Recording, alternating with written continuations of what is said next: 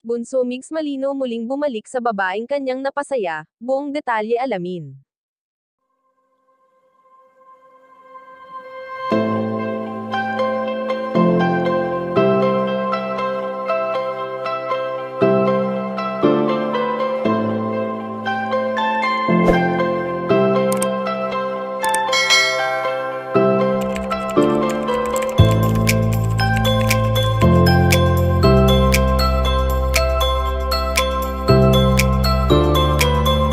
Alam naman natin na marami na sa ating kapwa ang napapasaya ni Bunso Mix Malino, isa na nga rito ang kanyang dating kapareha na si Cutie Mahal.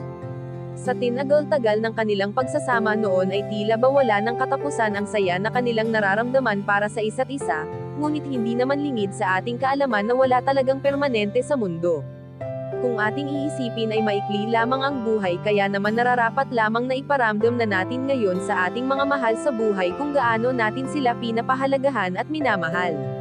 Tulad na lamang ng ipinaramdam ng binata sa kanyang prinsesa ang labis niyang pag-aalaga na hindi mapapantayan ng kung ano paman, at lalong hindi na ito mawawala sa isip at puso ng mga taong lubos na sumusuporta sa kanila noon. Sobrang sweet at caring nga ni na Bunso Mix Malino at Cutie Mahal sa isa't isa, na marami pa rin magpasa hanggang ngayon ang napapaisip kung ano nga ba ang tunay na namagitan sa kanila noon.